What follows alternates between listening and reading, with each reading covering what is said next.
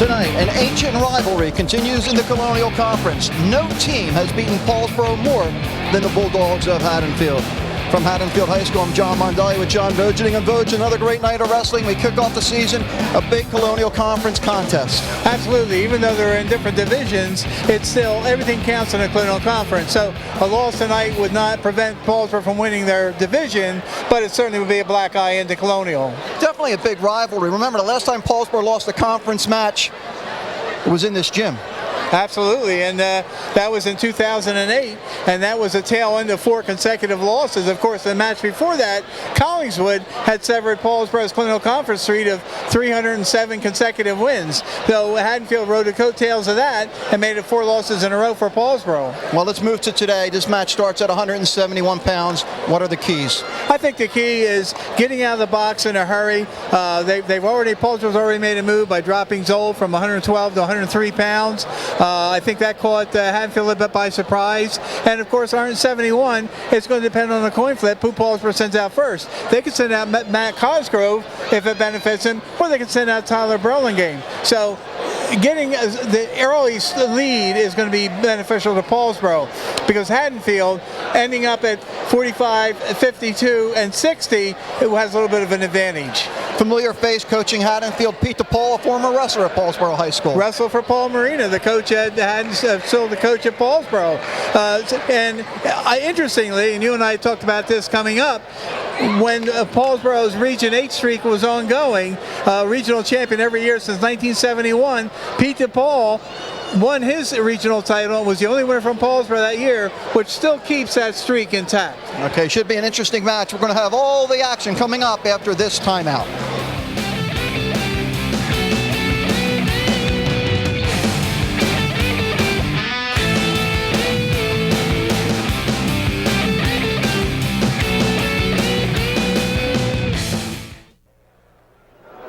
Welcome back to Haddonfield High School with John Vogeding. I'm John Mondelli, and Vog, we're getting started at 171, and Paulsboro won the toss. Picked the even bouts. Paulsboro has the even bout, so that means that Haddonfield has to send a wrestler out first.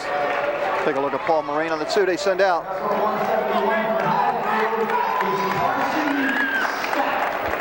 Sophomore Carson Stack. And Cosgrove for Paulsboro. Cosgrove and Stack, no record on Stack. Cosgrove coming in, Vog, 8-1. Yep. It's a kid that's progressed nicely over the last couple of years. Matt Cosgrove did a lot of wrestling in the offseason, and it showed so far this year. He comes out this year with an 8-1 record into this meet. 33 and 37 in his career, which means he took his bumps and bruises as a freshman and sophomore. A year ago, Cosgrove ended up 17 and 15 and was 3rd in the district. If the Stack name sounds familiar, Carson Stack is here. His brother is wrestling at Eastern. 40 seconds in, Vog's the first match we're doing together on the Gloucester County Educational Network. Exciting.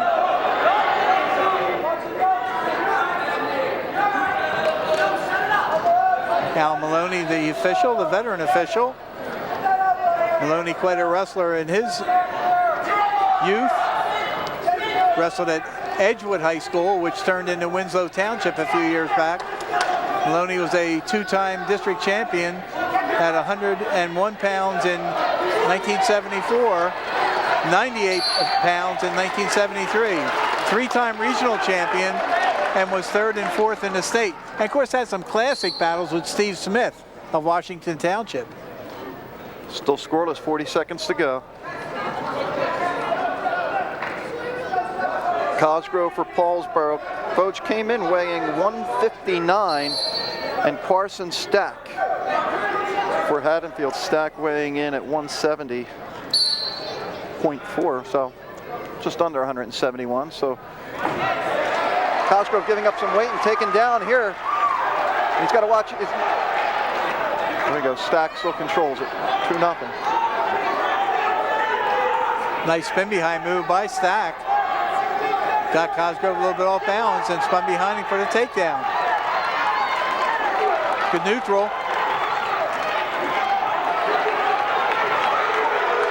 Big takedown in the final seconds, folks. Is he going to get it? No, he's not. No. 2-1. Nothing. No point anyway, so it's still 2-0. Never got complete control. So Haddonfield with its 2-0 lead. Cosgrove will start down.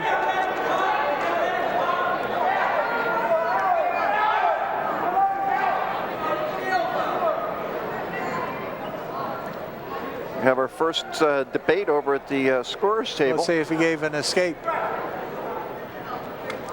Guess he found that out. Yep. Well, just that quick as Cosgrove looked like he was getting out. Just that quick, Stack was in on his leg, so there was never any real separation.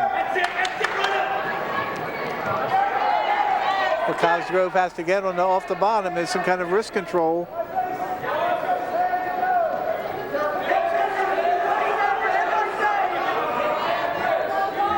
Cosgrove wrestled numerous times during the summer. As I mentioned, he's much improved over last year.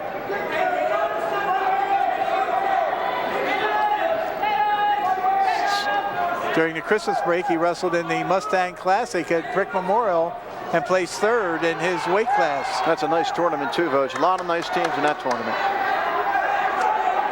Gives you a good picture of what's going on around the state. Stack's going to have to let him go or bring him back down eventually, Voj.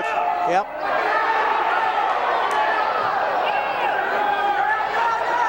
There's a reversal. We're tied at 2.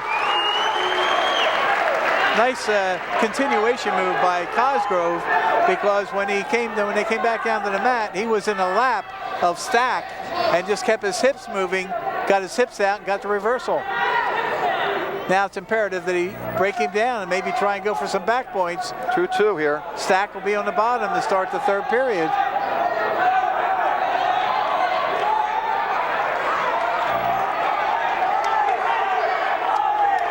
Stack tried to sit out. He's got one of the legs. The Cosgrove still in control. Wants to try a hard crossface. Exactly what he's trying. 20 seconds left in the second. Tied at 2. Stack's going to come out the back door. He's got to take him to the mat in order to get the reversal. 7 seconds left. Nice job by Cosgrove. Fought it off. Stack will have his choice. Probably take the bottom. We'll see, though. Yep. We're 2-2 after one period. After 2 periods. I'm sorry, after 2.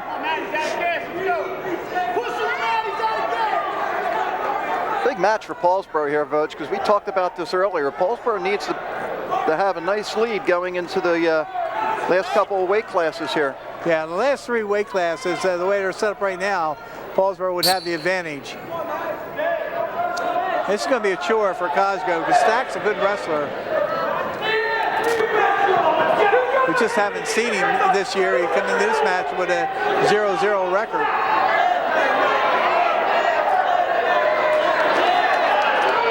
(17-7) a year ago. Cosgrove trying to turn his man for a tilt.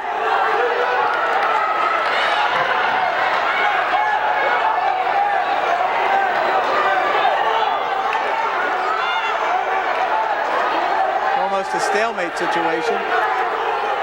Oh my. Nice setup by Cosgrove. Is he going to try and get the back points? Nice move by Stack. Fighting that one off. A minute left.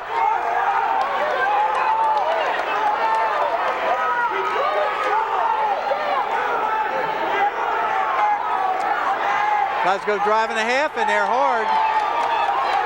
Trying to get back exposure.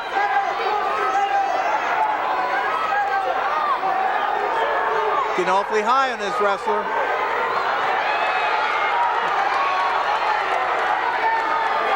Should have back exposure. It's 40 coming. seconds. Maloney's right in there though, Voj. You can see. He's counting.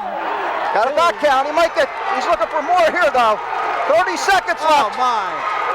Oh my. He wants to fall. Oh brother.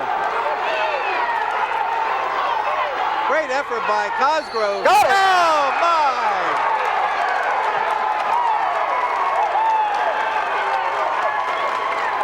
.544, is that what that was, Voge? 5:44. Oh, my. Great effort by Cosgrove. Well, that summer wrestling paid off. Oh, brother, what a way to start. They go to 189. Full house.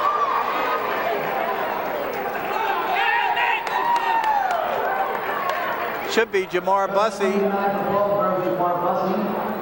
for Haddonfield, J.P. Marquess. J.P. Marquess. And Jamar Bussey from Paulsboro. Marquess 3-2 on this season so far. And Bussey 6-3, 17-9 in his career. He was second in the Mustang Classic. Bussey is the wrestler last year, if you remember, came to Paulsboro, a transfer from Woodrow Wilson, who did not have wrestling, and saw action in the second half of the year. Paulsboro at the beginning of the year was forfeiting the 189-pound weight class. Bussey last year, 11-6 on the season. He was third in District 29.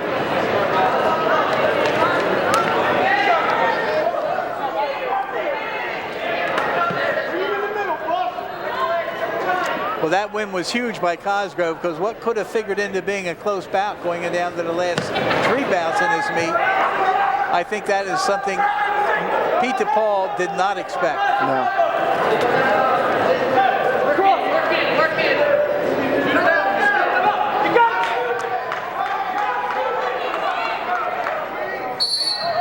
This is the 4th different high school that Pete DePaul has coached at. You mentioned he graduated from Paulsboro back in 1994 when he was 7th, 8th in the state. Had 80 wins and 25 losses for Paulsboro. 2-time district champion, Region 8 champion and outstanding wrestler at 125 pounds his senior year. Little injury time going on. Want to mention that Haddonfield comes in, Vogue, 5-2. I think a little bit people were a little taken, I guess a little shocked with the St. Augustine score after they wrestled Long Branch pretty tough. There was Pete DePaul. Yes, Pete DePaul, this 4th high school that he's coached at, his first coaching job at Edgewood, 1999 and 2000, where he went 21-22 in his 2 years there. He coached at Schlitt in 2001, 2002, 2003, ended up with 49 wins and 16 losses. At Camden Catholic for 3 years, where he was 87-14. He was an assistant there for a couple of years to Gary Papa before he took over the head job. And of course, last year here at Haddonfield, where his team went 14-7. A lot of action, no points resulting in all that, though. Well, J.P. Marquess played on the football team that Haddonfield had, and he's an experienced wrestler. He's been there before.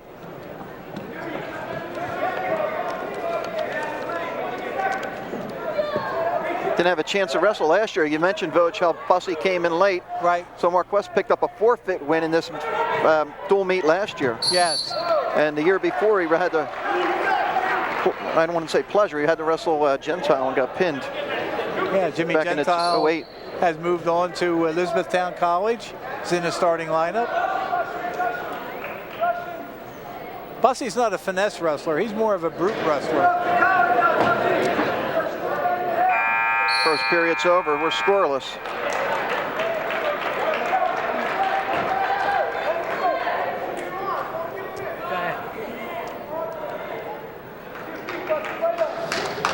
Paulsboro down to start the second period.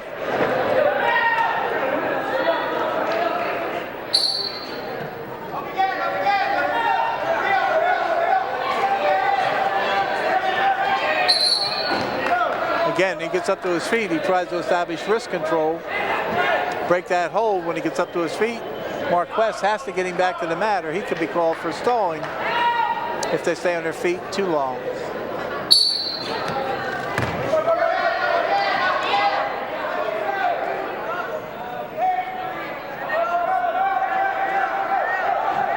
There's the escape. 1-0 Paulsboro.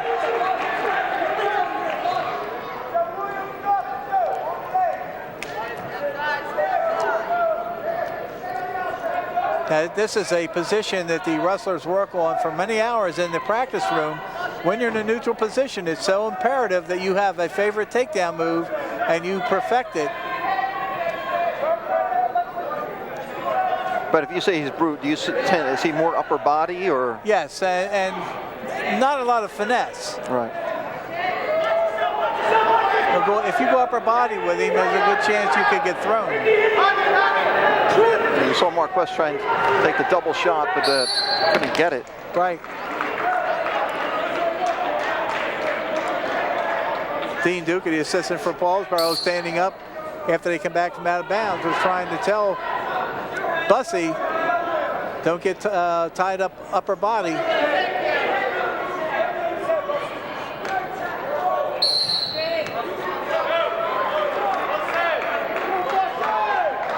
A unique gymnasium here, isn't it? I'll tell you, Voj, this is up there with I always thought Phillipsburg was my favorite, and I've actually been, covering sports since 1979. My first time in this gym. Don't tend to make too many basketball games, and Haddonfield a strong basketball tradition, both boys and girls. And this is the way the gym was back when I first started coaching, and it's almost like a swimming pool gym. All the spectators are elevated. Marquess doing a good job of fighting off any kind of takedown attempt by Bussey. Trying to lower the weight on the head. There you take a look at the gym, Voj. Not a seat to be found. No, it's a wall-to-wall people here. Both sides.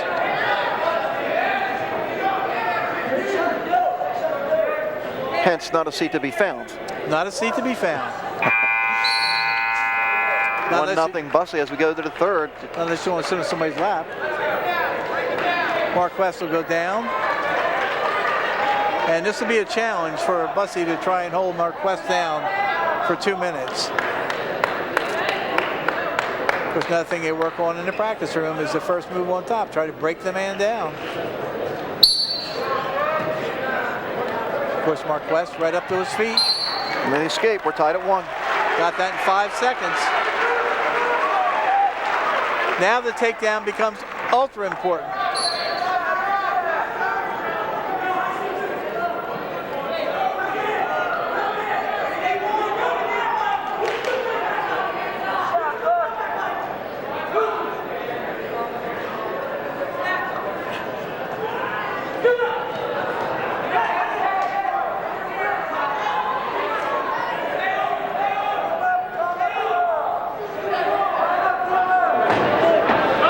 If it were to go overtime, Bussey scored the very first point in the match. So if it went to the tiebreaker, 30-second tiebreaker, he would have choice of position.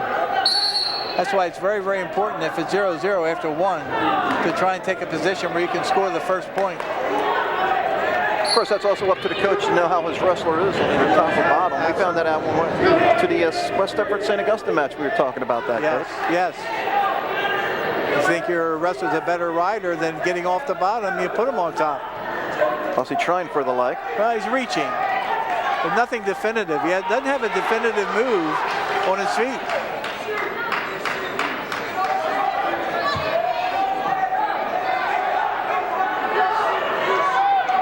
I know wrestlers hate drilling, but this is where drilling becomes ultra important on takedowns. If your favorite takedown isn't working, you got to switch off and go to a secondary move.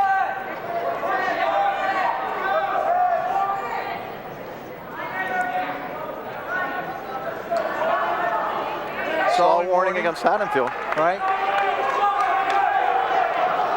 Now Marquess goes in, and there's the takedown right there, Voj. That stall made Marquess wrestle, and he called him a couple. Yep. 3-1 lead. And with 20 seconds to go, 20.9 seconds to go, Bussey's in the driver's seat. He can give up 1, he just don't want to give up 2. Pushing up. Caution on Bussey. Belly first, then the elbow last, all right? We good now? Reset. Referee McCloney explaining that the wrestler on top has to center his head. He has to put the hand around the belly first, then he goes to the elbow. And if you don't do it in that order, you'll get called for a caution.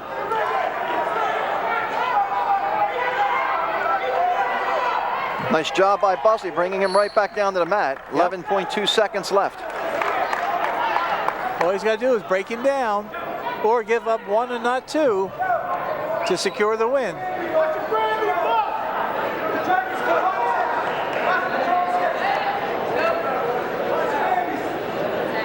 Head, belly, elbow.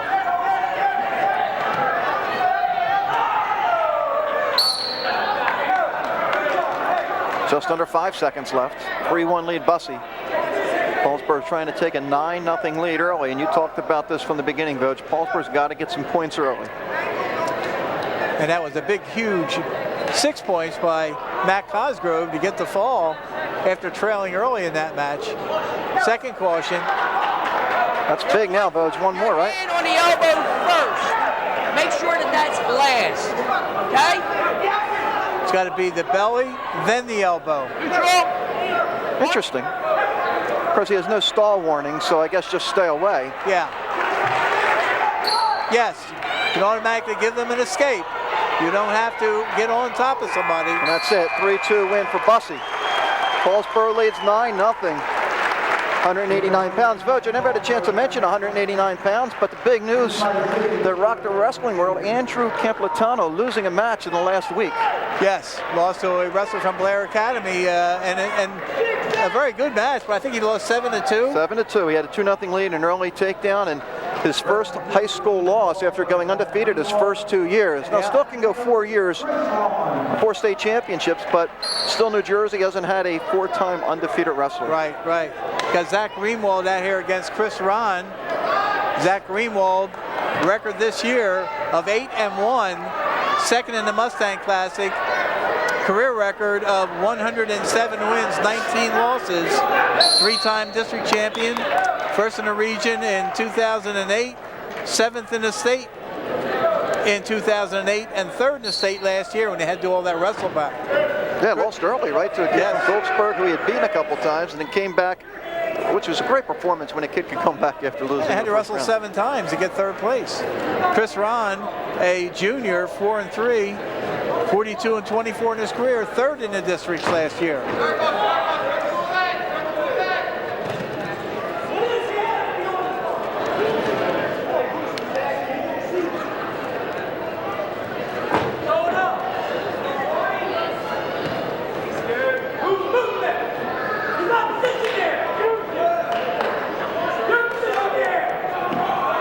And with Greenwald being a 4-year starter for Paulsboro, there's a lot of opponents now who have scouted him, and they know his primary takedown is a double-leg takedown. So right away, wrestlers are going to try and throw the underhook in to prevent him from getting to their legs. You can beat the underhook on a football field with a tackle, a little bit tougher and on the mat. You run out of room. Easier said than done, though, sometimes. Yep. So you practice other moves. You go to single legs, you go to sweeps, you go to duck unders, you go to ankle picks. There you go. Faked up, went down. Got the 2-point takedown. Paul Marina, the coach of Paulsboro, 488 wins, 29 losses, and 4 ties in his 25th year as a head coach. He ranks 3rd in South Jersey behind Ralph Ross Sr. with 601 wins, Dennis Smith of Del Ram with 531 wins, Paul Marina with 488. And Gene Barber, a Paulsboro graduate who's at Absegami in his final year as a coach, is right behind Marina with 485 wins. This is Gene's last year, isn't it, Vog? Yes. He has announced his retirement effective end of this season. Will still stay on as a teacher. Right back down to the mat. Yep. And we're going to end the first period, 2-0 lead. And speaking of Absegami, nice start for them, Vog, beating Phillipsburg and winning over Del Barton. What was that, a tie match? And tie match, and they won 8-6 on matches. Paul Marina in high school wrestled for Bob Frederick, graduated in 1977, 67-11-1 in his career. Two-time district champion, a regional champion his senior year, and second in the state his senior year. Amazing career for Marina. 22 Colonial Conference titles, 23 South Jersey Group 1 titles, 23 state titles, 23 district titles. As we take a look at Paul. And he's a hurting pup. He has a nerve problem in his lower back that has really hampered him in recent weeks. I noticed actually when he was walking over to the scorer's table. Yes. He stays seated most of the match. You'll see Dean Duka up yelling instructions, but very seldom will you see Marina up.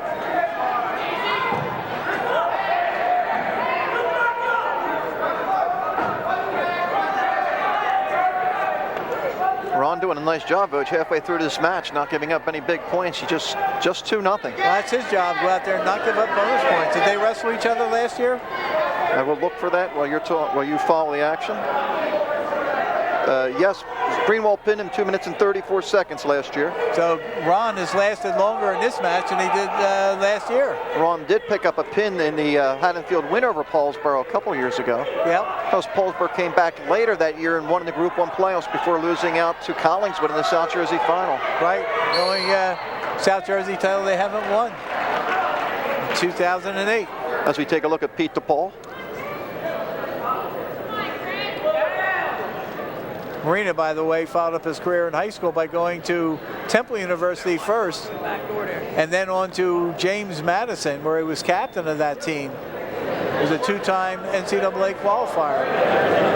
And in his senior year in college for James Madison, he finished one bout short of the All-American round.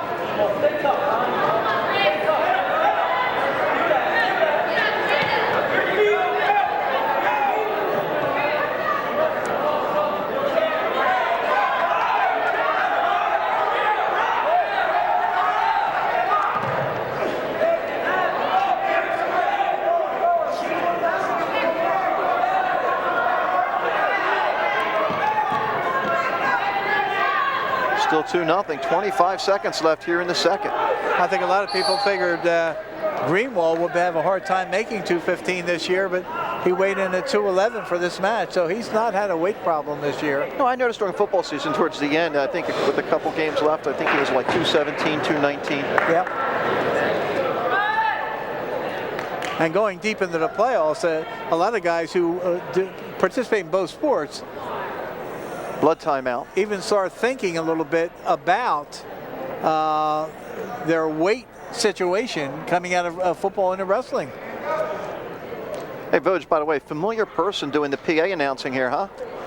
Frank Delano, the head football coach at Haddonfield High School. Tell you about class coaches in the Colonial. Absolutely. Delano is one of them. Sitting at the far end of the scorer's table. He was the assistant under Jim Horner when Jim Horner was a coach here, and when Jim moved on, Delano stepped up as head coach, and he's done a marvelous job with the team. Still 2-0. Rahn, great job. This is something that we talked about earlier. Paulsboro liking the fact they got bonus points at 171, but I think they're expecting some here. And still 2 minutes to wrestle. Yeah. Yep, I agree with you 100%. You know, this is a match, I think, where there's Frank Delano sitting at the end of the table, looking dapper in his tie. Great kid, great to the kids, too. We had a chance to hear him during the football seasons come out to our touchdown club dinners. And, you know, ironically, with the way the Colonial Conference is set up now with two divisions, Paulsboro did not wrestle Haddonfield, or did not play football against Haddonfield this year, and Frank was telling me they won't be meeting them next year either. Just the way it cycles. So Greenwald rode Rahn during the second period on the bottom here to start the third. Gets an escape. 3-0 lead.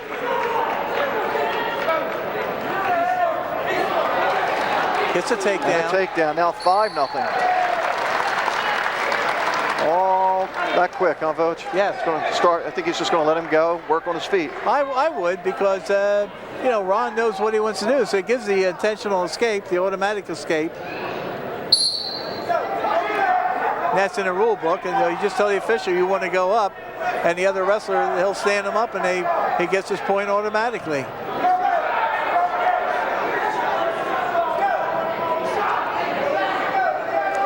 If he keeps taking his shots, he can get a stall call, but he has to be aggressive and keep shooting for the takedown.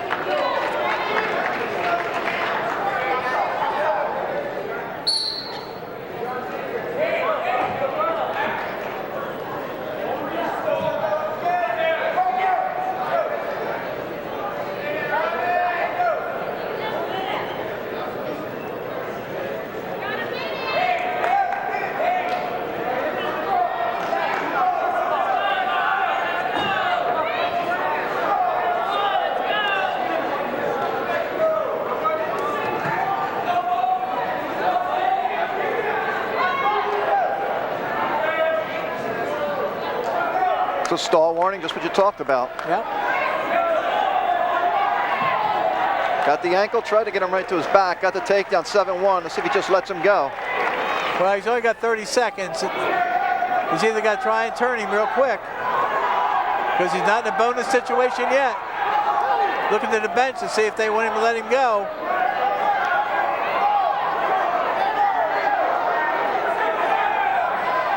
Marquess doing what he has to do out there. There's a point, 8-1, but it's not going to be enough time. He has to cut him, but he's not going to have enough time to get the takedown. It's 8-2. He needs to get the takedown here in the last second, won't get it. 8-2 final. And it's 12-0 Paulsboro. But definitely a match I think that Coach Mina was counting on to get extra points. Okay, we'll take a break. 12-0 Paulsboro.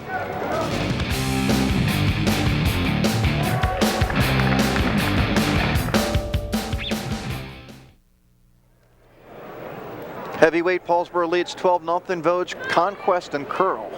Familiar foes. They've wrestled 3 years in a row now. Conquest, a senior, 4 wins, 2 losses this year, 36-26 in his career.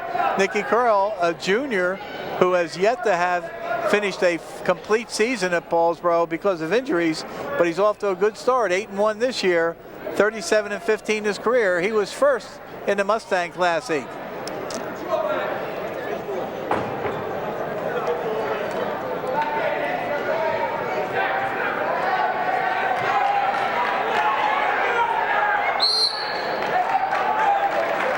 Conquest, having wrestled Curl the last couple of years, he knows what to expect out there. In fact, I think 2 years ago, he was pinned by Curl. Last year, I think Curl beat him in tiebreaker. Yeah, overtime. That went 8.5 minutes.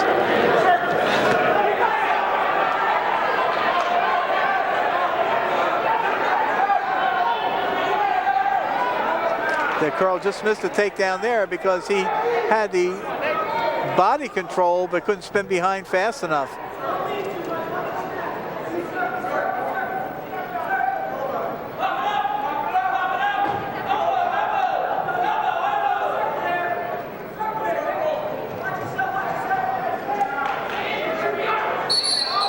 Curl in on the shot, out of room.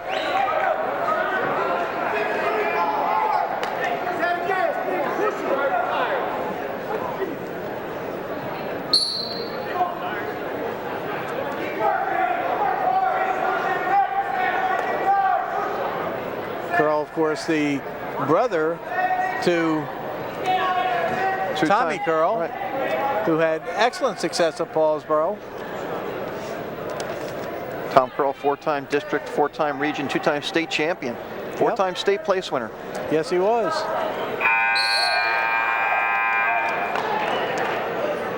Paulsboro's choice, Curl will take the bottom. Again, so ultra important late in the match if you go to overtime.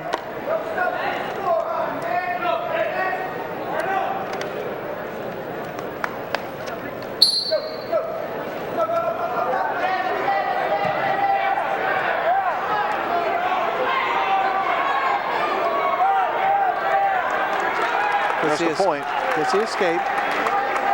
Did a nice job of turning in that time and not letting his legs get tied up. Established early wrist control and then kept moving his body.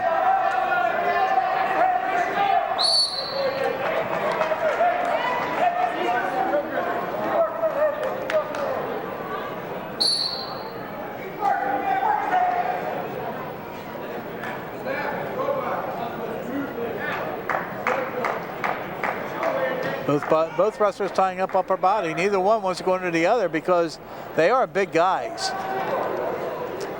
Curl weighed in at 271.2. Conquest weighed in at 277.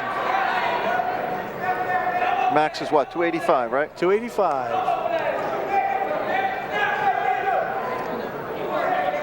Mentioned to you on the way up, Coach, Curl in a lot of close matches. Yeah, and that's what's going to happen with heavyweights. If you can't get under somebody who's big like this and get in on the legs, sweep a single, maybe pull the head down, try and pick up an ankle. But if you try to go in on a double and you got somebody that outweighs you, they're going to come down heavy on you and have a good possibility of spinning behind.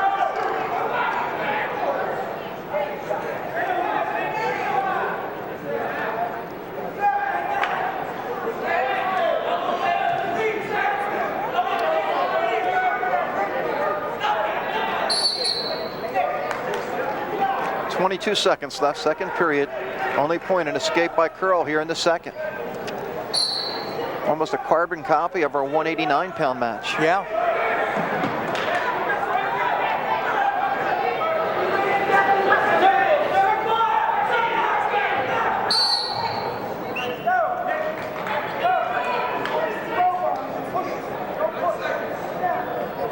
I'm looking over at that Paulsboro bench. A lot of wins over there. Coachings. Yeah, coaching-wise, yeah. With Todd Palmisano, one of the assistant coaches, who went to Rick Memorial. There we take a look. Palmisano, the one standing up. Then you see Steve Anishevsky, Nicky Marina, Paul Marina, Dean Duka. They know a little bit about wrestling. Not too bad on the other side either, Bodes, with Heverly. Yeah. One of the assistants over there at Camden Catholic. Who was a 4-time district champion and twice a state runner-up for Camden Catholic.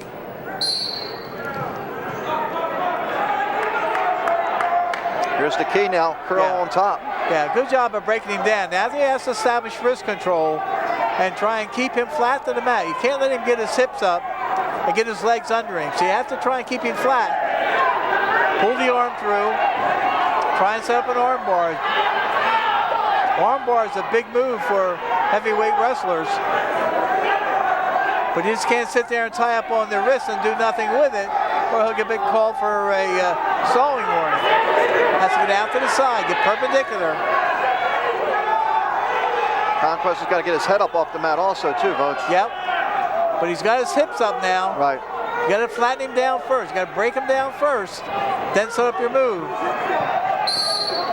Stalemate.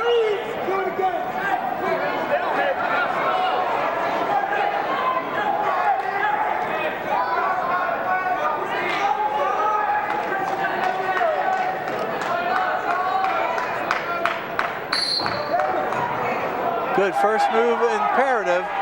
Curl did a good job of breaking his man down. Now he has to try and establish wrist control, pull one wrist through. He's eventually going to have to get out perpendicular. He can't keep riding horizontally.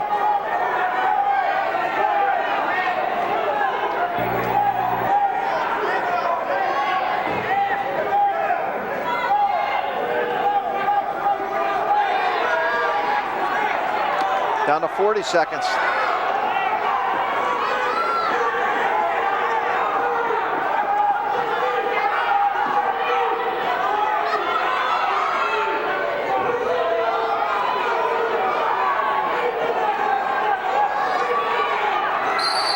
Stalemate. A stall warning actually on Paulsboro. He's riding horizontally, and that's what's going to be called. That puts the pressure on Nick Curl because Conquest can get the escape. And Curl's got to now knows he's got to be active on the top. Yep. Thought there was a caution there, and so did Haddonfield. No call. No. And now we're both hit for stalling. Curl trying to get some back points here. He's taking a peek at the clock. We're under 10 seconds. Paulsboro trying to take the first 5 here. Got it. Or I should say first 4. Yes. 1-0 win for Curl over Cosgrove. Now 15-0. And of course, there was sort of familiarity come into play because they had wrestled each other the last 3 years. So you knew what girl knew what to expect. PK Schlitt.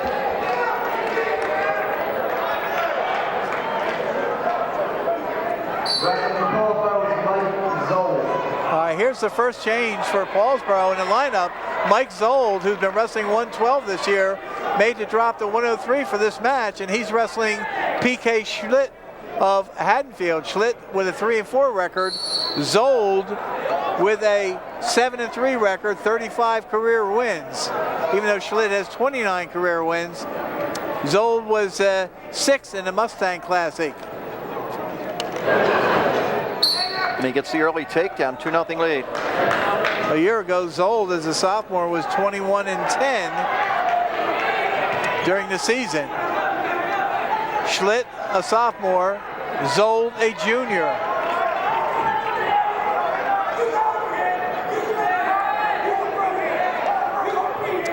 I talked to Pete DePaul before the match, the Haddonfield coach, and I said, any surprises that way? And he said, yeah, I never thought the Zold would drop to 103. And of course, that's one that Haddonfield's favored in. Yes. Cody Kroos has been a regular 3-pounder for Paulsboro, and that would have been a challenge for Cody Kroos to beat this wrestler. But Zold, obviously a junior, a year older, off to a good start this year, so the advantage switched to Paulsboro. Oh, brother. Oh, my. I had to take it from you. Oh, brother. Oh, my.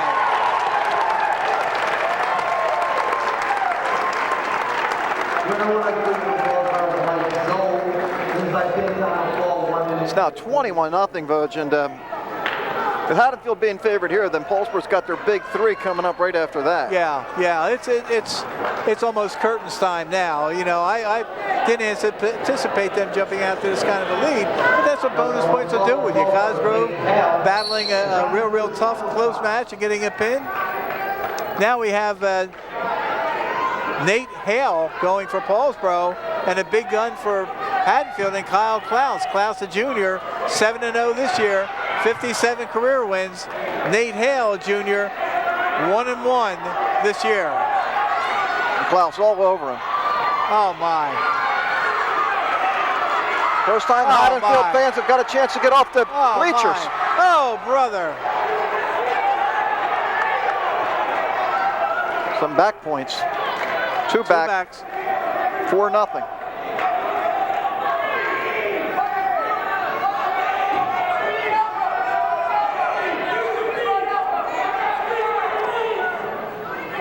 Klaus a year ago was 1st in the district, 2nd in the region. So that's one of the better wrestlers in the lineup for Haddonfield.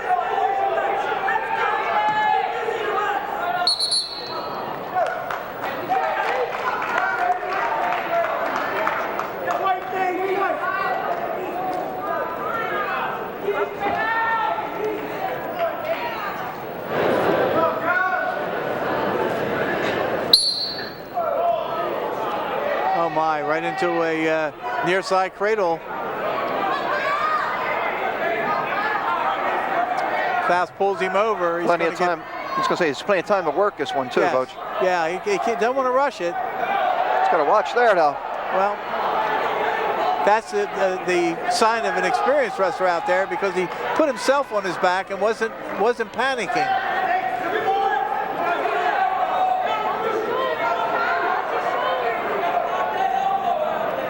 Fisher Maloney checking when the half goes in to make sure the shoulder is not being extended, the joint.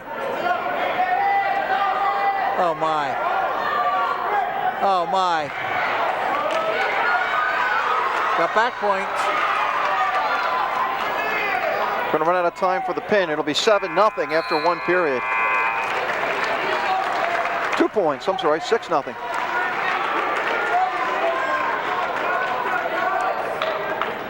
It's my spring training, Voj. Yeah.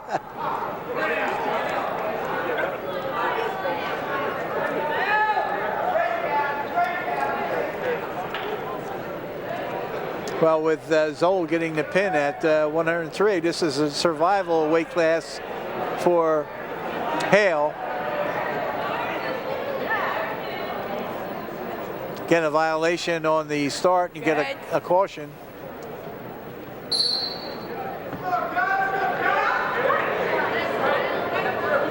Neutral. Oh my.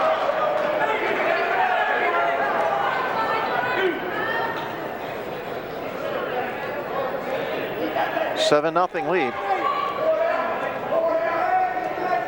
No control yet. Got the legs hooked. Here's the 2. Now 9-0.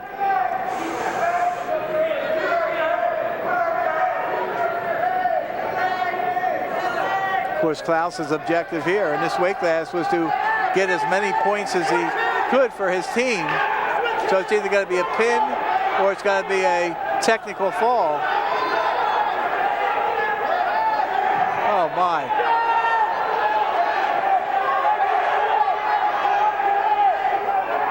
He's got Klaus's leg trapped. If he can pop his head out. Before there's a stalemate. Before there's a stalemate.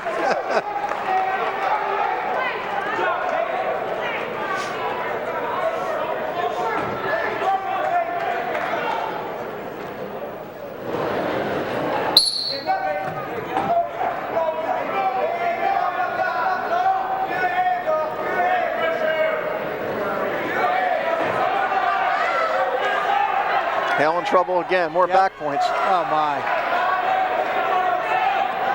Oh my.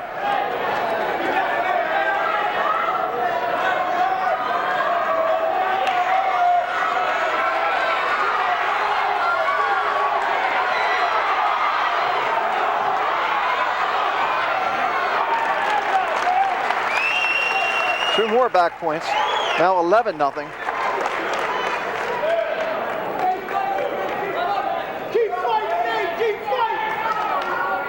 Well, you got to give Hale a little bit of credit here because he's definitely the underdog, been in jeopardy a couple of occasions and keeps battling.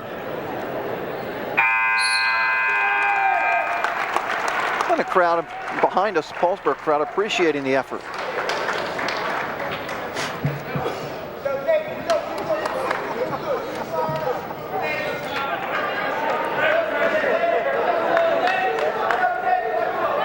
Paulsboro's choice. Hale starts on the bottom. Looks like my good buddy, by the way, Mark Narducci, finding his way into the gym today to cover high school wrestling, Voj. I saw that. I was talking with him before the meeting. He said that the regular wrestling writer at the Inquirer was on vacation this week, so he got called into emergency duty. I wasn't sure if Mark thought there was a basketball game tonight or what. Good to see Mark. He's a veteran sports writer who does a very good job for the Inquirer. I had a chance to work with Mark for years doing a high school sports show.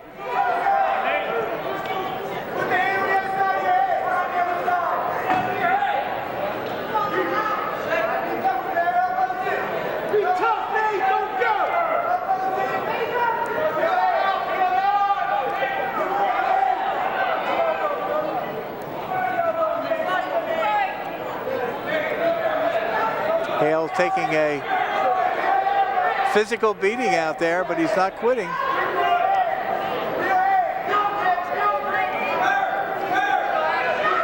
Uh-oh.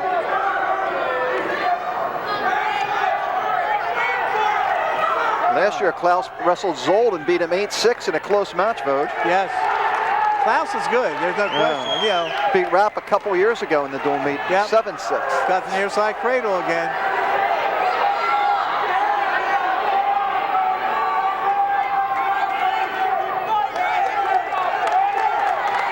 .45 seconds to go. Again, Hale working to get out of that. And he's trying to gut it out. Stall warning against Hale. First warning.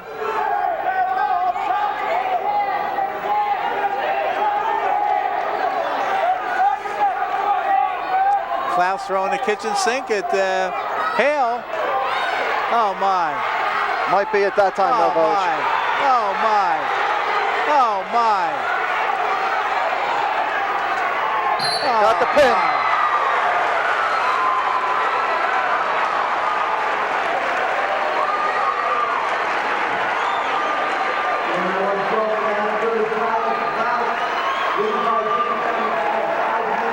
My. Klaus with the pin. It's 21-6.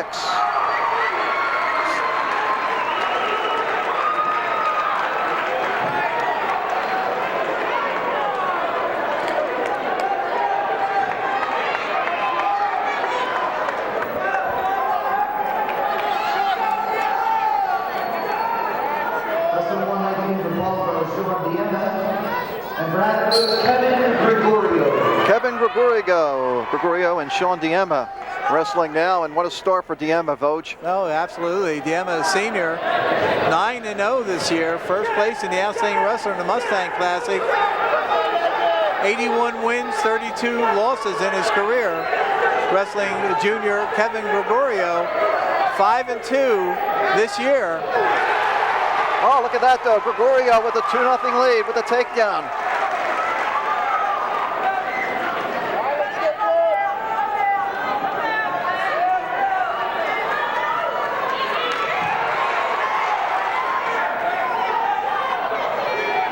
Diemma's been down before, Voj. Wasn't he down last week in the Brick Tournament, Brick Memorial Tournament, came Mustang Classic and pinned a returning state champion. And he was down 7-3, I think, in that match. So he's never out of a match.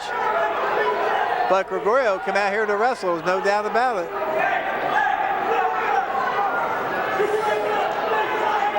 Gregorio wrestled at 103 last year in this matchup, lost 11-10 to Anthony Canau. Diemma trying to step over top of Gregorio. He does. He's got a reversal right there. No, he doesn't, according to Al Maloney. Yep. And he's the one that counts. Yep.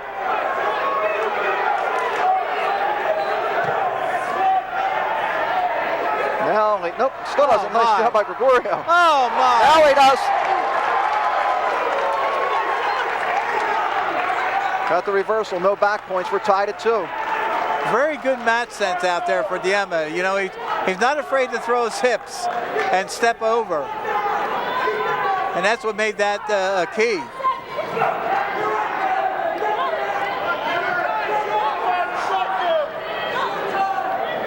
Going to be 2-2 after 1. Talked to Diemma the other day after the over at Kingsway, after his 2 wins over there. And he is taking matches one at a time. He said, you know, it sounds like a cliche, but he doesn't want to look ahead. He's had a little bit of success so far, and it's not going to his head. He works very, very hard. And last year, Voj wrestled 130 in this matchup against Carson Stack. Voj, Carson Stack wrestled 171 tonight. Yep. Wrestled 130 last year in this match. He grew a lot. He got to the supper table faster than anybody else in the family.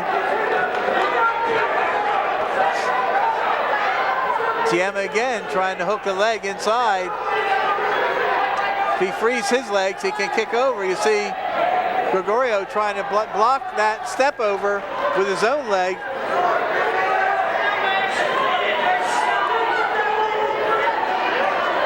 Oh my. Going to see a stalemate here in a second, I think. Right here, I think you're going to get it right now.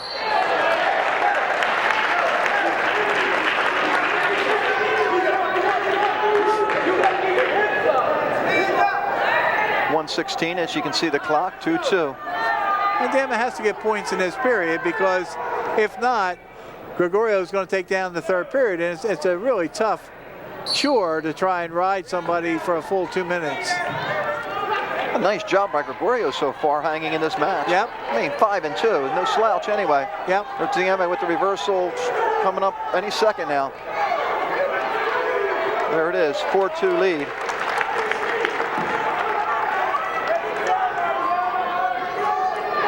Now he wants to try and break his man down.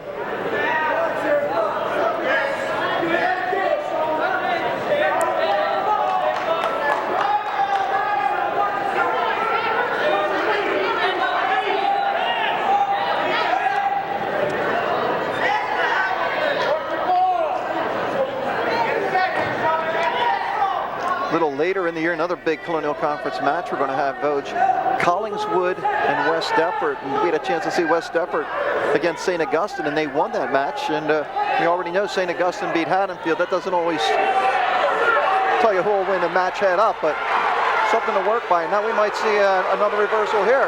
Yep. Nice one. Under 10 seconds left. We're tied at 4. And Diemma did a kind of a bad move there by trying to roll underneath the man to try and expose his back.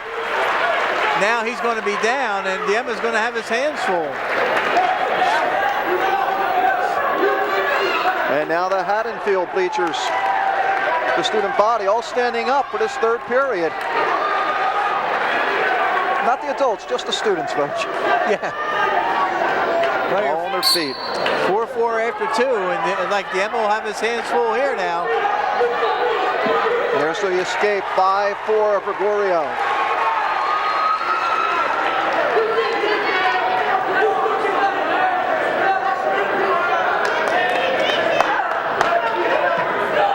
They're going to piggyback off that pin by Klaus. Yes. Diemma in on the leg.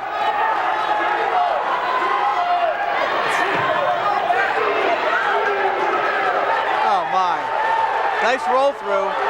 No nothing points. yet. You got to pop his head. Get him pop his head. He's got nothing.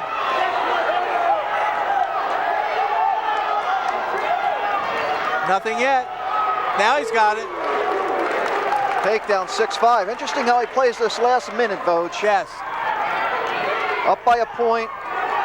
Now you break him down and try and set up a pin move, or you just ride and stay active. Or you're confident on your feet. Yes. Let him go because you don't think you can hold him down for a minute. Right. You don't want to give 2. You can give 1 because then you're tied up.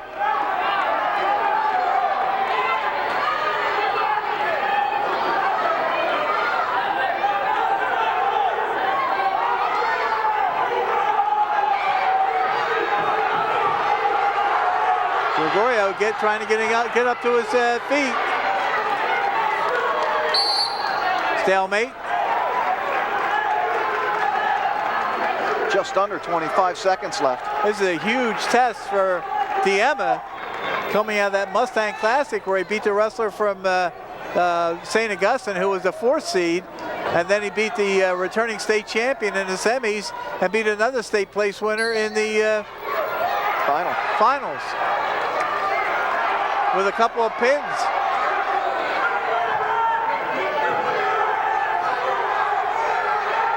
Gregorio just trying to get out and start fresh, and he does with 12 seconds left.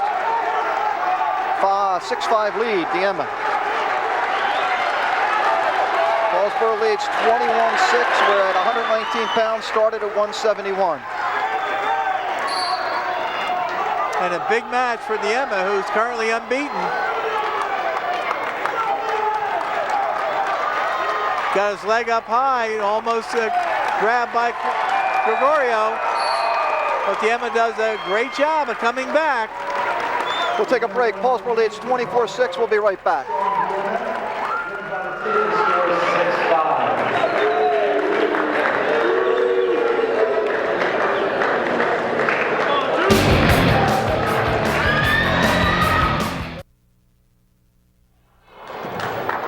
125 pounds, Vogue, and Joe Duka doesn't take long to get a takedown, 15 seconds in over Brandon Scanel. Arguably the best wrestler on Paulsboro's team this year. He's a senior, 9-0, 122-14 coming into this bout. Wrestling with Oswald, a junior, 3-1 in his career, 1-1 this year. I'm not sure if he's a junior or a sophomore. I messed that up. He's one or the other. Who's this? Oswald. No, it's Scanel out there. Oh, Scanel went out. Scanel went out. He's a senior. Brandon Scanel, a senior, 2-4 this year.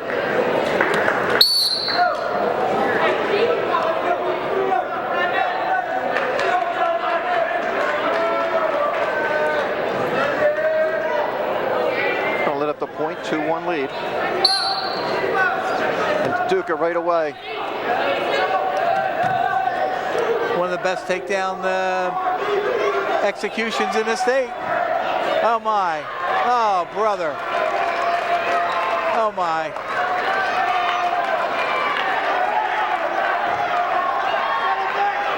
Plenty of time. Oh, my. He lowers his hips, he'll get the pin. Oh, my. Gotta get his head up and lower his hips. Oh, my.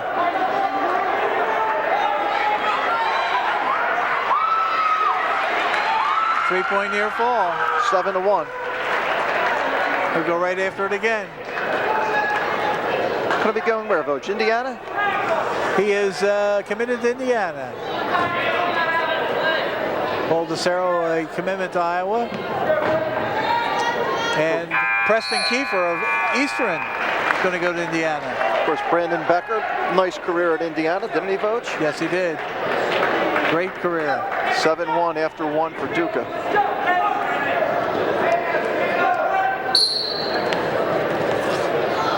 What a performance he had last year in the region final. Against Higgins of Washington Township. Yes. Another takedown. It's 9-1, an escape. 9-2.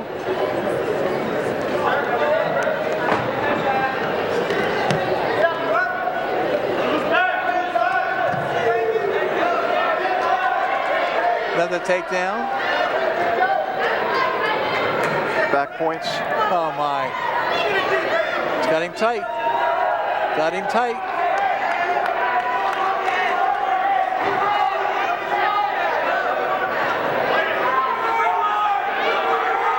Oh my. Got it there. Brother.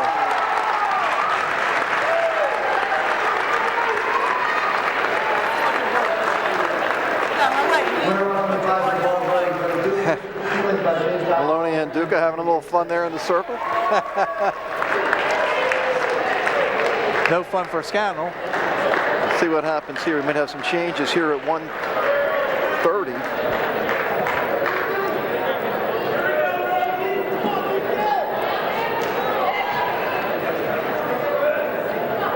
Wrestling 130 for Haddonfield, Logan Valier. And for Paulsboro, Nick Canau.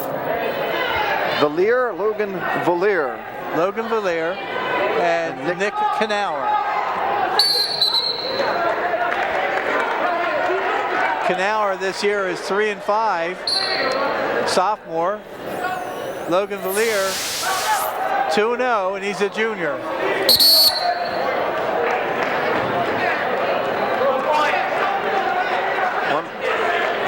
What did he do, Vogt? Penalty point. He had a scissors penalty on the head. 1-0 lead. Valier. Yep.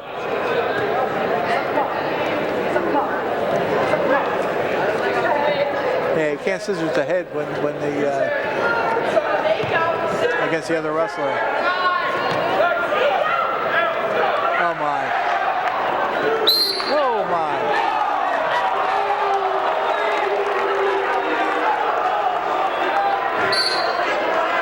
Maloney having a little fun with the Haddonfield bench there. You can see Pete DePaul laughing. He wanted to too. Yep. You don't get a cheap two when Al Maloney's the official. You have to earn it.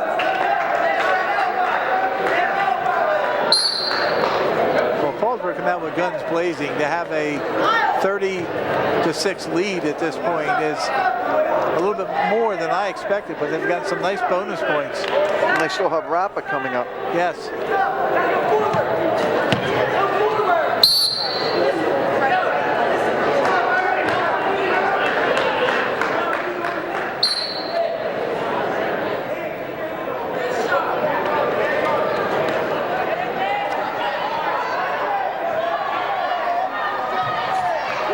Nice move by Canau to get a takedown. 2-1 lead, 30 seconds left in the first. Of course, the brother of Anthony Canau, who was the 103-pounder for Paulsboro last year, a district champion and second in Region 8, had a 32-7 record a year ago. Nicky did mostly the observing.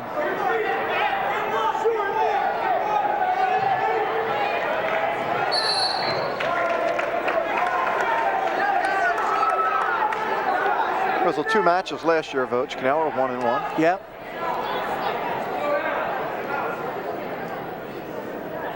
Big for Valier here if he can get an escape in the last 5 seconds, and he did. Yep.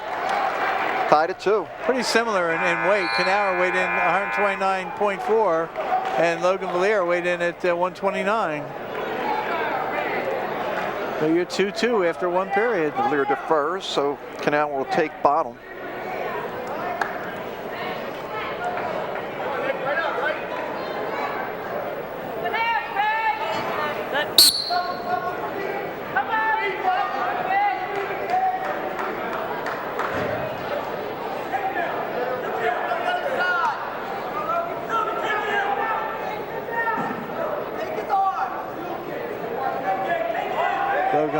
Logan Valier trying a little bit of a crossbody ride.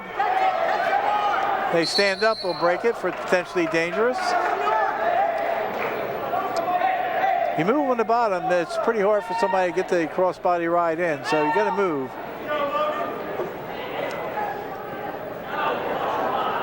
Caution. Paulsboro hit for a lot of cautions tonight, Vogt. Yep. Yep. That's what you're going to give me? Yep.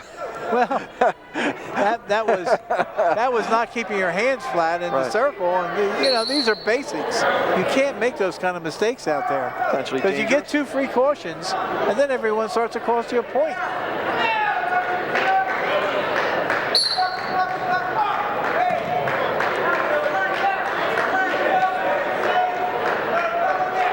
So again, cross body ride in right away.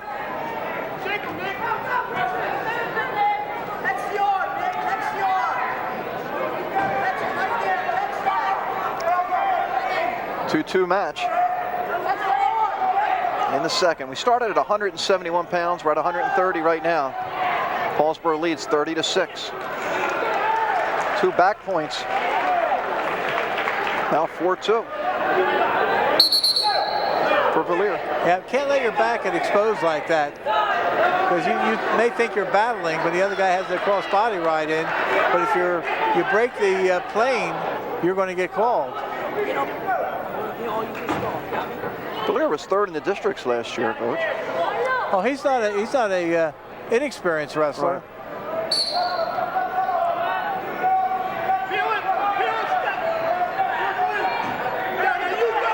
Escape now 4-3.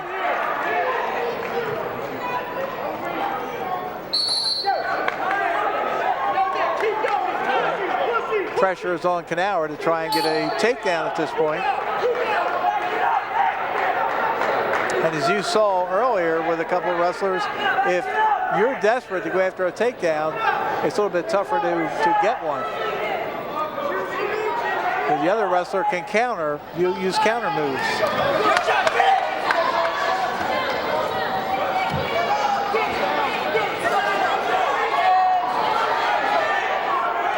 Trying to get the 2 at the line, does not get it.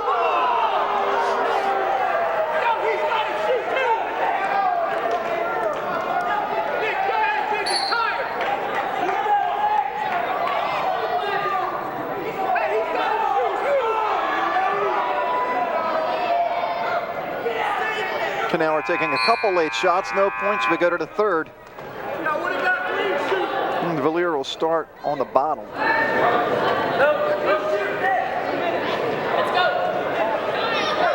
Long day for me, Vogt. Long day.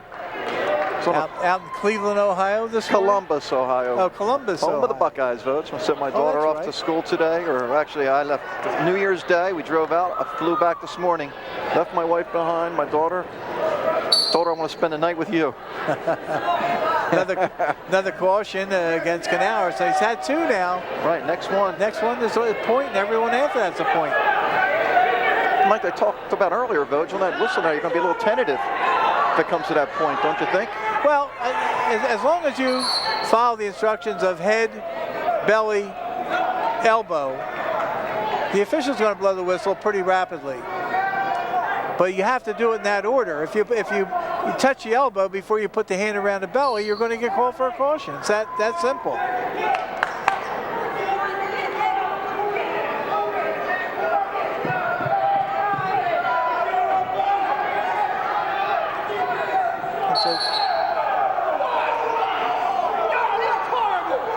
Got injury time.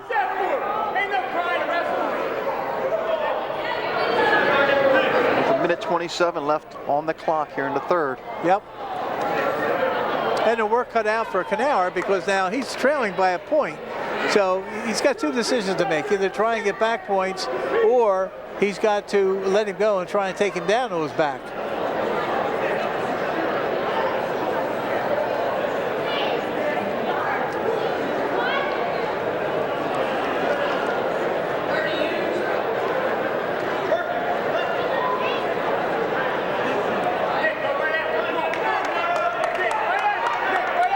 To start it up again, 1:27 left, third period. And now, you know, Canau has to be very, very careful on his starts because of the amount of cautions. There's a caution that time on the Haddonfield wrestler. That's his first caution.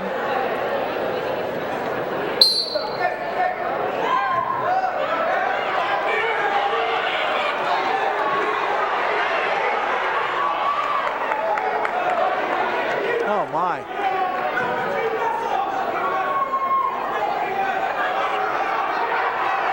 Now he's going to have to let him go or bring him right back down, Votes. And the other guy can't run off the mat either. You know, I think that's what you're watching there. If Valier had gone directly off the mat.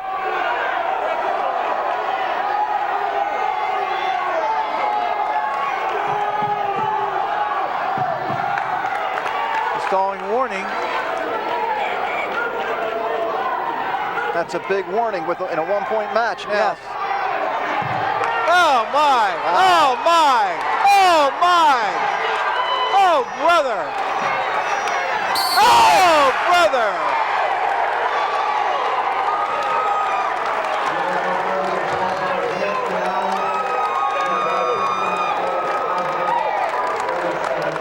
I don't think anybody expected this. No Votes. one. 36-6. And no one expected that pin.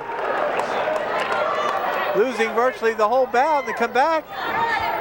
Very basic move. 135, Chris Dangler and Rappa. Rappa, a junior, 10-0 this year. 56 career wins, first in the Mustang Classic. Chris Dangler, 3-3 this year, third in the districts a year ago. Advantage Rappa.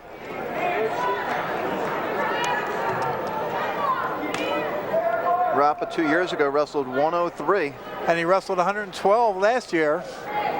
So he's up to either 30 and 35 so far this year. He's wrestled both weight classes, and I presume he'll go 30 in the districts. In the dual meet in 08 Votes, he lost to Klaus 7-6, and then last year pinned Valier in the second period. And of course, he was second in District 29 last year, and we remember that. I think it was right? Chucky Zeisloff. And didn't he lose him in the regional finals as well? I think so. Yeah. 2-point takedown for Rappa. Dangler also third in the district last year. Yep. So two quality wrestlers. And it's just amazing how Rappa in a 3-year span has gone from the lowest weight class to almost the middle of the lineup. Paulsboro caution. Center. Don't look up here. Look at me. Head's got to be in the center. You can't have it on the side. Okay? Let's go. Again, that caution was for the head not being in the center of the back. Head in the center, belly, elbow. Very basic, very easy. Can't get excited out there.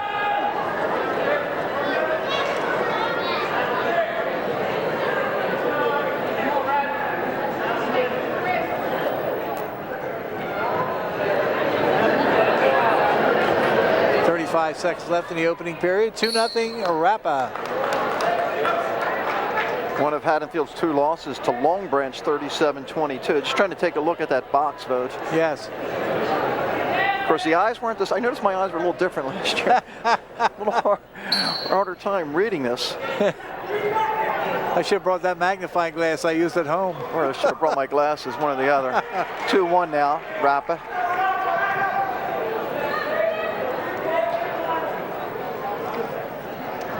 Coming in on that leg, finish it off.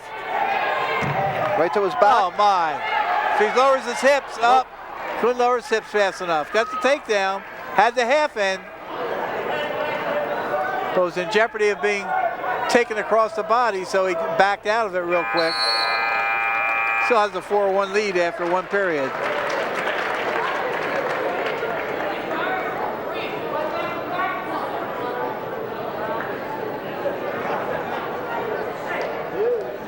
Dangler takes the defensive or down position.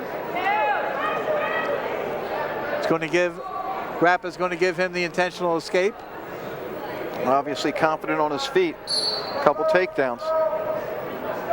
And both times he's almost taking the man right to his back. So if that's where your strength is, that's where you play up. There he spins behind. Controlled the head, spun behind, got another takedown.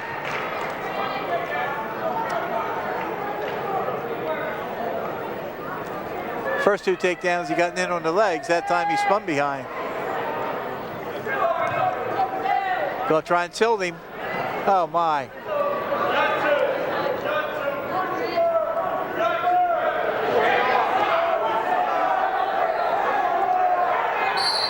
Gets two more back, now 8-2. And you notice that in getting those back points, he put himself on his own back, but he had complete control of his surrounding. He knew where he was, and if you know where you are and you have confidence in your moves, you're not afraid to go on your back. Like that? Like that. He rolled right through. Nice deep waist.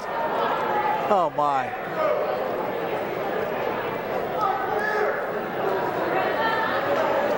I brought up Brandon Becker's name earlier, Vogt, but I used to just love watching him wrestle because you talked about knowing where you are on the mat. That kid was always composed, always knew where he was, never panicked. Yes, absolutely. It was fun watching him in a national tournament because that's how he was. He knew what he was doing. He wasn't afraid to try things. Some people call his style funky style. Well, that worked for him. That bout was stopped a minute ago for potentially dangerous on the elbow.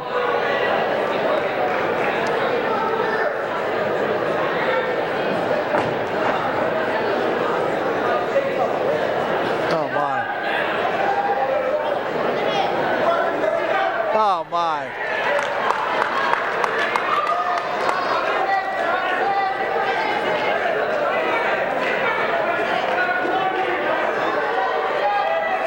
What's a reverse half? Oh my. Oh brother. Oh brother. Another pin for Paulsboro. It's 42-6. Wow. And we'll take a break, come right back.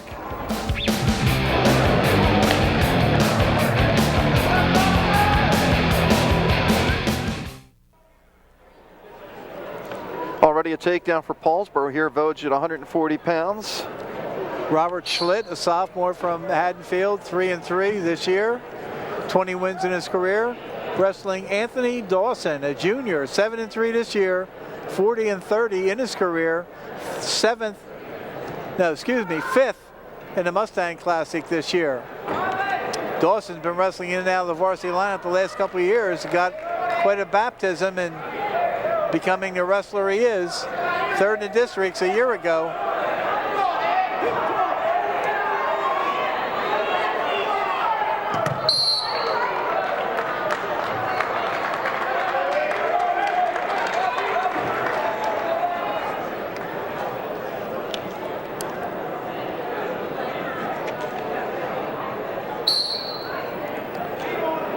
Schlitt's brother Ray, we'll see a little bit later, is undefeated.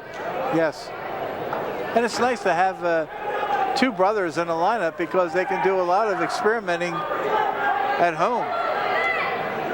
Throw a mat up in the basement, pound around. Man, you're going to get much practice if you throw it up. Don't you want to put it down? Put it down. On your every word, Vogt. Semantics, Mondelli.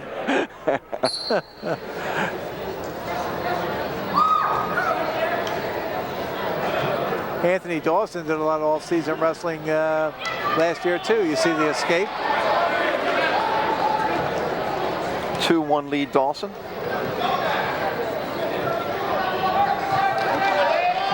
Basic takedown. In on the legs, wrap the legs.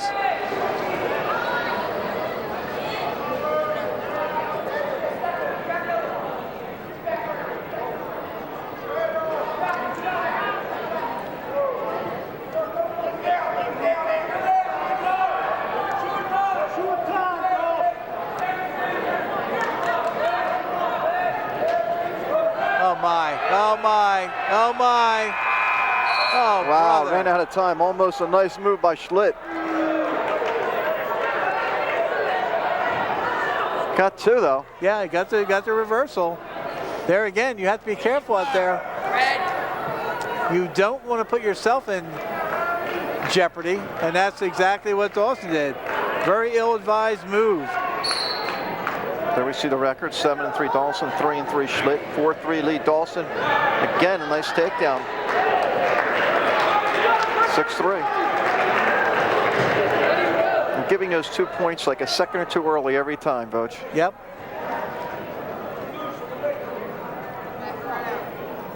Had that last period been extended, Dawson would have been in deep trouble. Gives up the escape because he was caught on his back. But it happened 1 second ago, which is why there were no back points.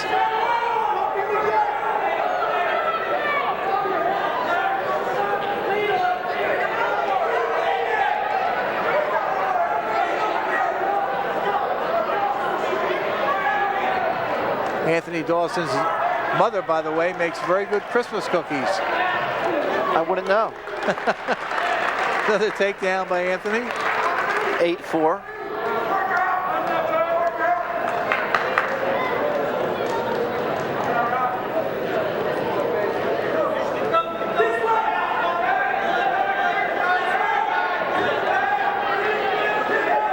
Dawson's getting out too far in front and getting his legs caught, and he gets reversed.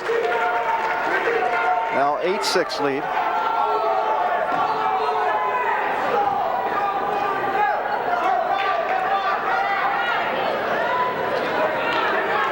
And he can't lay there on the bottom or he'll get bugged. Hard crossface coming across. That'll wake you up.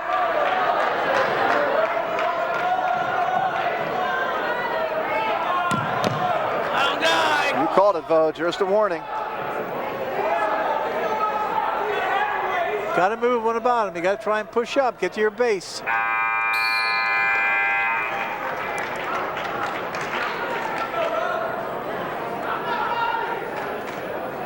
Schlitt will take the bottom.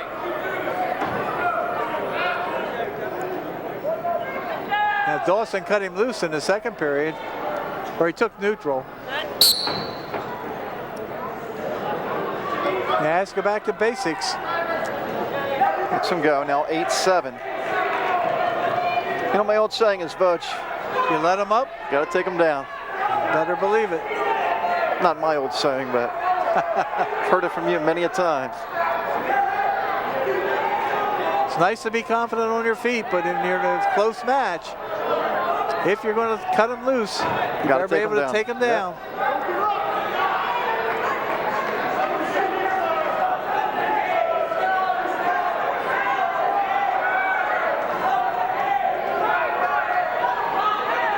Schlitt has the overhook in. He's going to try and spin behind.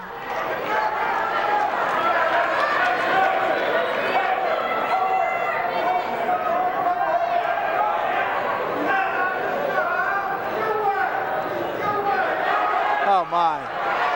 Schlitt in on the leg. All he's got to do is lift it. Lift it, pull and trip.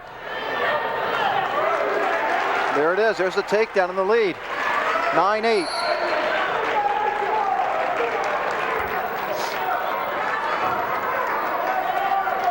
Well, Dawson's got to come off the bottom.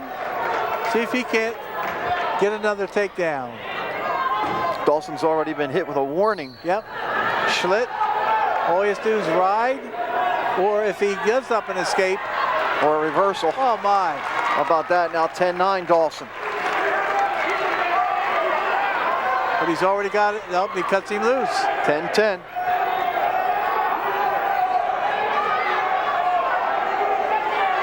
Takedown will decide it, or a stalling point. Schlitt on the leg. Same as before, Vog. Yep. He got it. 12-10, 10 seconds left. That's too many times to go into the well.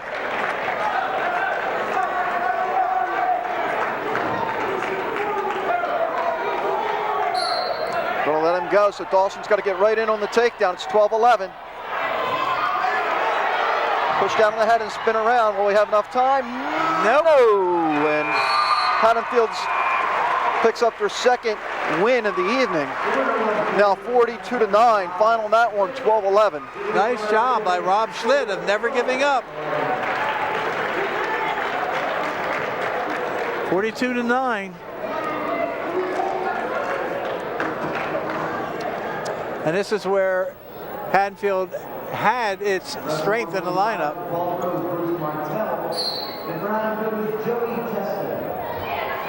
Joey Testa against Bruce Martell. Bruce Martell down at 145, been wrestling 52 so far this season. Joey Testa 5-1 this year. He's a junior. Bruce Martell, a junior, 5-4 this year. 7th in the Mustang Classic. Was in the lineup all of last year.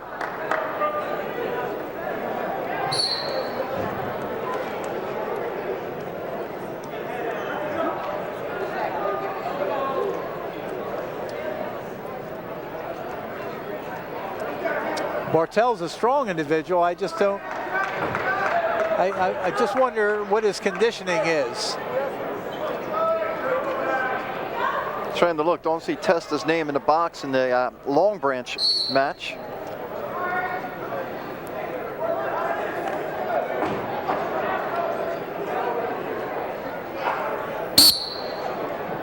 Did wrestle 2 other times that day, so.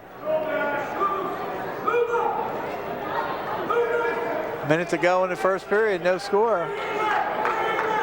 Paulsboro, the team leader, 42-9.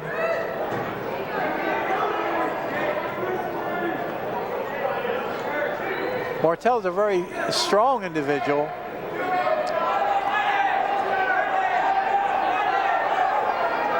Testa in a position to try and spin behind.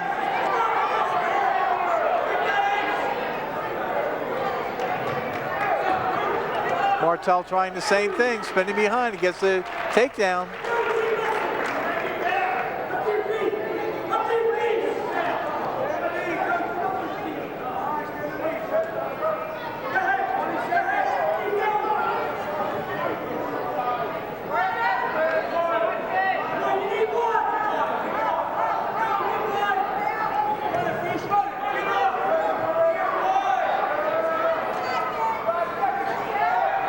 Oh my, you hate to give up late points like that. Nice job by Testa, fighting to the whistle. Great job by Testa because he battled right to the end and he got a late escape, makes it a 2-1 score.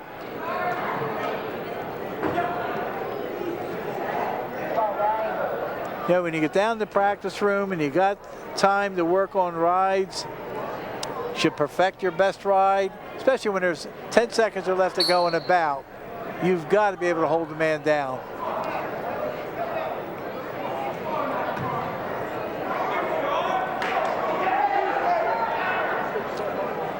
Martell trying to trap the arm.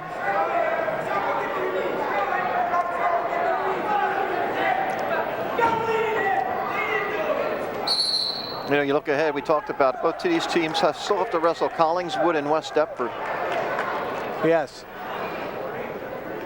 And I was very impressed with West Deptford against St. Augustine earlier this year. You and I saw that match.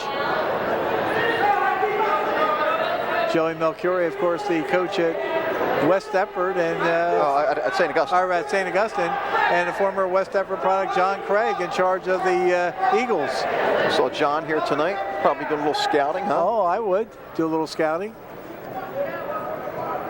Both future opponents. Starting to look like the 7th inning at a Dodgers game, though. The crowd starting to thin out. Starting to thin out a little bit. Yeah. Hitting the road early, beat the traffic.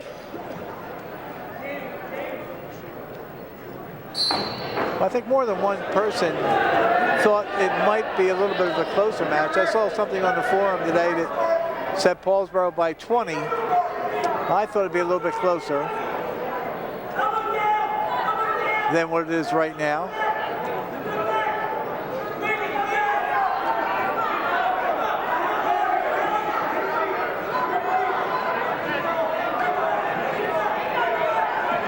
We're tied at 2. Escape by Testa.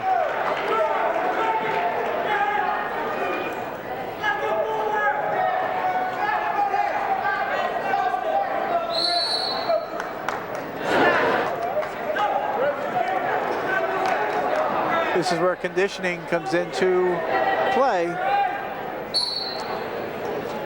Your lungs start to betray you at this point. Nice shot there by Martell, Vogt. Nice shot. He's got to walk it up. There he does. 20 seconds to go. Let's see if he does not make the same mistake he made in the last period, where he gave up a late point.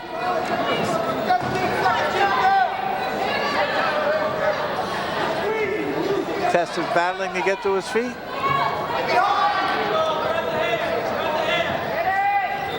Go to the third. Martell with a 4-2 lead. We talked about Haddonfield's 2 losses. Paulsboro has 1 loss this year. Westfield, Virginia, 33-28. That was a snow weekend, Vogt. It was, and Virginia had come up the day before. All teams were supposed to have 5 bouts. Everybody else bailed on Saturday, but Westfield had come up and was staying overnight, so they said, let's wrestle. So they moved it from 4:30 in the afternoon till 10 o'clock in the morning. It was the only bout that day, and Westfield prevailed.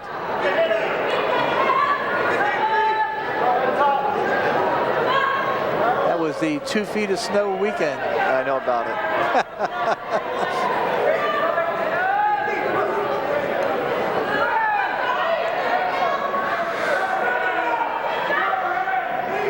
It's the day my snowblower died, Vogt. Injury time. Talked to Martell over at Kingsway, and he had bad ribs then. Looks like he's holding them now. Yep. And I guess the question is here at this point, you don't want to give up on a match that you're winning, but you don't want to hurt yourself even more for down the road. Absolutely.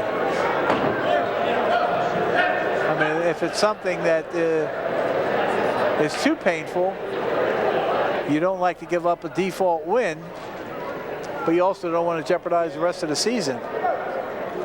Paulsboro has a very big weekend coming up. Big week. They got Delsey on Wednesday night, and they got the Council Rock tournament on Friday and Saturday. Looking ahead at the Paulsboro schedule, they have Absegami on the school meet schedule. Talked about West Stepford, Collingswood, Phillipsburg, who's already lost to Absegami. Yeah. Always a heated match. That one's at Paulsboro this year. There's the escape now, 5-2 Martell.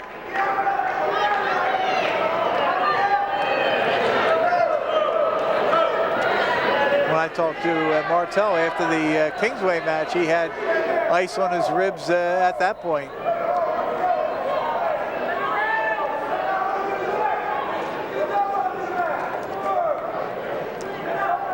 Just got to circle in here, keep the block on. Like you mentioned, you don't like to give up a default loss when you have the lead, but you also have to be careful that you don't re-injure the ribs so bad that you can't continue.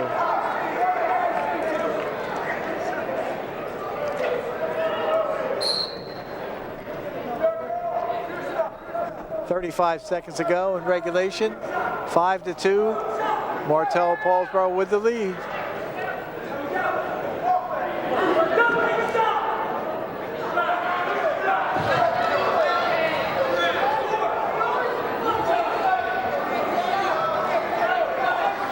Testa coming into this match 5-1. Martell in on the legs again. He's trying to walk it around. If he walks it around, he stay right there, he's going to win. And the door is open, Vogt. Feel that draft? I feel it. Martell's going to win. It's now 45-9 Paulsboro.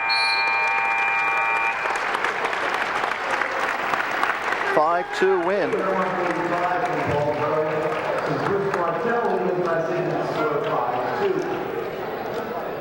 We'll take a break, come right back.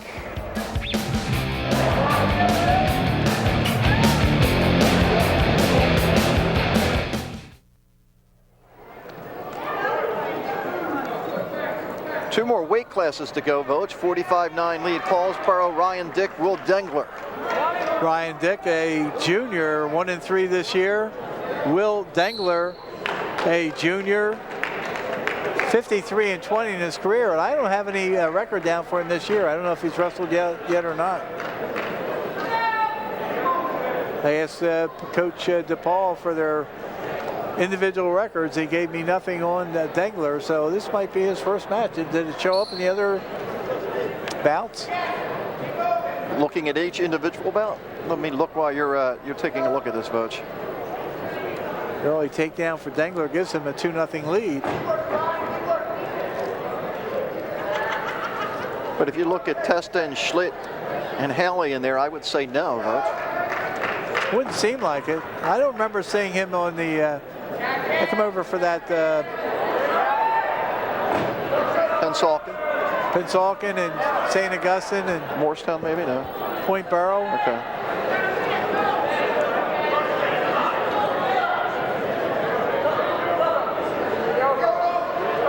I don't see him in any of the boxes here, Voch. So this could be his debut of the season right here, and he's got Ryan Dick in a lot of trouble.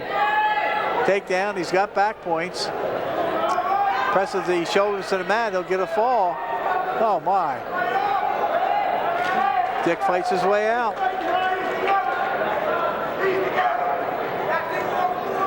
3-point near fall, yeah, 5-0.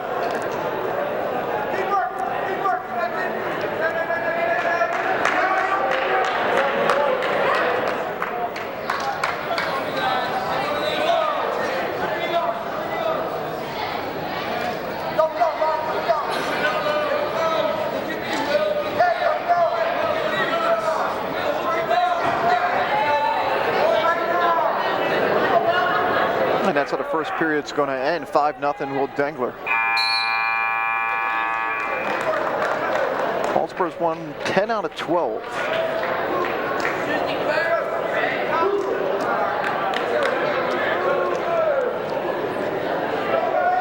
Started off quick at 171 votes with that pin by Cosgrove. Yes, coming back to get that. I mean, that was pretty interesting.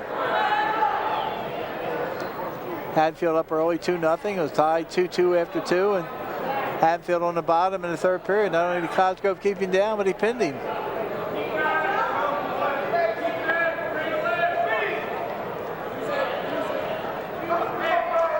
Well, this is what we said prior to the match. We said that Haddonfield was favored in the last three, and Martell upset that by beating Testa 5-2, but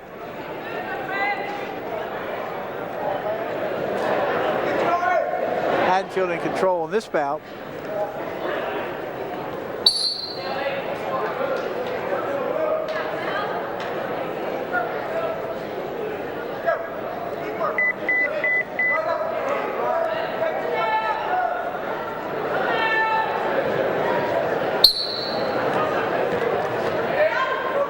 Oh my.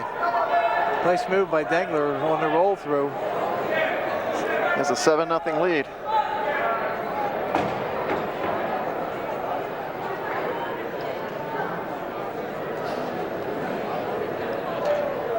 Nice accommodations here, except for the cold breeze coming in on our backs. Just got to tell you, Voch, I'm multitasking, texting here. I'm texting the truck. Got a question for the truck. There's a reversal, 7-2.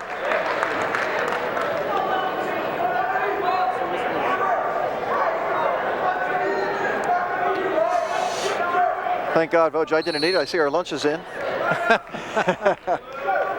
I think my wife is more interested that I get something to drink. She treats you so nice, doesn't she, Voch? Yes. Don't know what to do without her. Did you get any answer back from the truck? Yes, I did, Voch. We're going to wrap things up right from here. After the 160 match, obviously. Yes. Not going to leave early.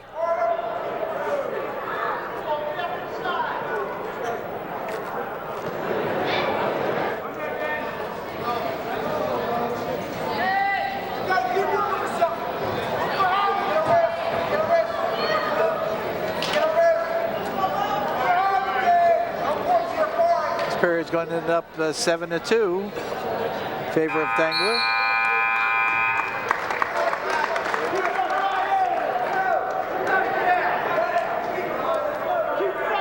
Nice job by Ryan Dickvoge, not quitting after finding himself down 7-0. And being put on his back, you know, to get a 3-point near fall in the opening period and to keep battling. And same thing can be said for Dangler. You see your team losing 45-9. Still have some pride. You want to come out there, and Dangler's doing that right now here in the third. So he had that in tighter.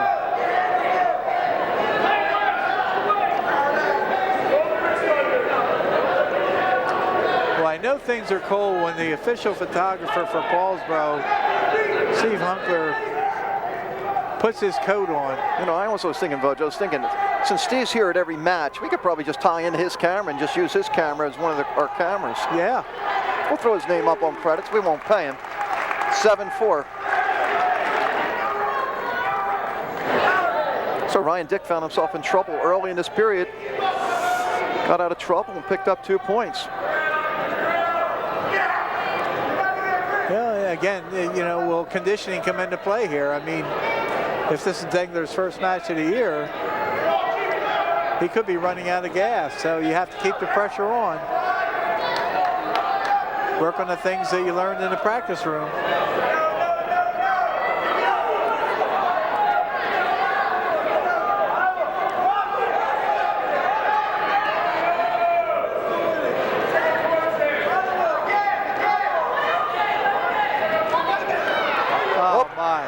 Tried the big move. Yep. Didn't work. In trouble. Oh my. Oh my. Oh my.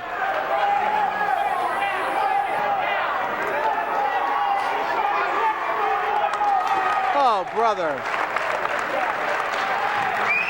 12-4. He'll get a major at this point right now. There's 10 seconds left. Nice job once again. But he was fighting off his back. Close to being pinned. And the Paulsboro team appreciates the effort by Ryan Dick. Final 12-4.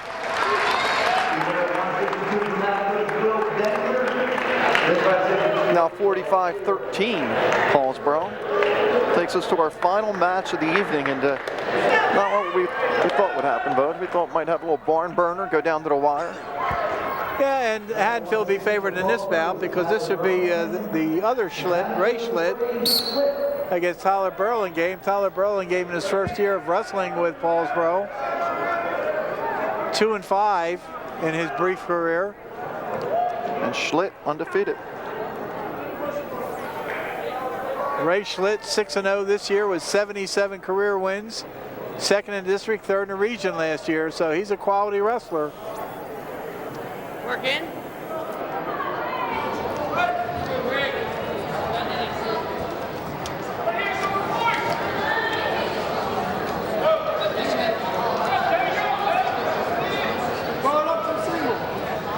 I know people sometimes get tired of hearing statistics, but the Paulsboro program now in its 68th year, this will be the 966 wins against 76 losses and 12 ties.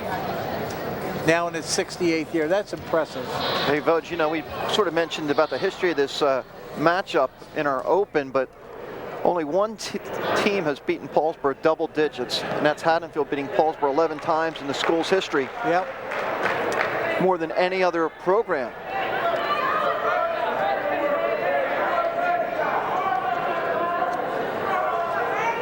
Haddonfield has had some really outstanding teams over the years. I remember back in the 50s, Paulsboro had 44 consecutive wins, and Haddonfield stopped that streak. Haddonfield beat Paulsboro 10 times between the 56-57 seasons and the 70-71 season. Then since then, it was nothing until that match in 2008. Yep. Schlitt with a early takedown, then 2 points near fall.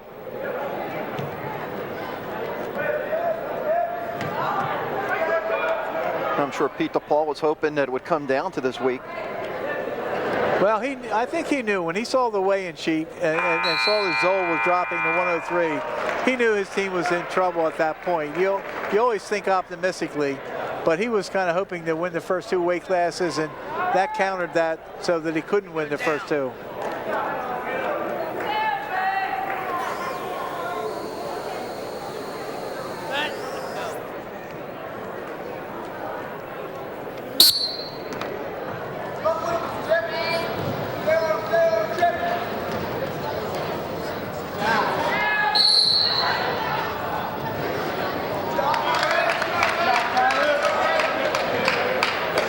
Nothing lead, second period.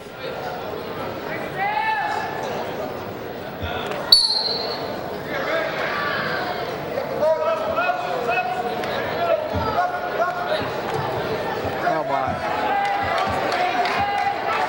So experience over inexperience. Stand up, switch, get the reversal. Now 6-0.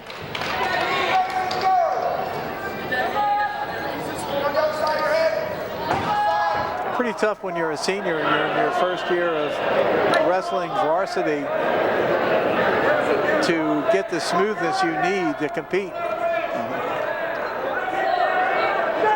Which leads us to the question, Voj. You ready? Yes.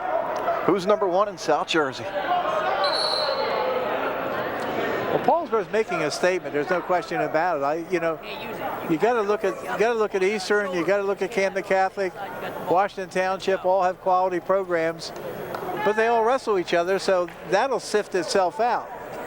Paulsboro is going to make statements against St. Augustine when they wrestle them, and Absegami. And then becomes, speculation. You have to compare things. But right now, Paulsboro has only about 2 or 3 really, really weak spots in the lineup. There's an escape. Just under a minute left in the second. 6-1 lead Schlitt.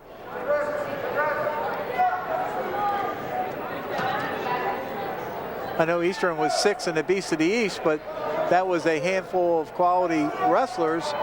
Where they're weak, they are very weak too.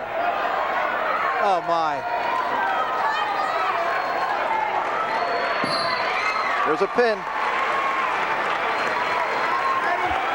That'll wrap it up, Voj. Final, Paulsboro 45, Haddonfield 19. Paulsboro wins 10 out of the 14 weight classes. Your thought on this match?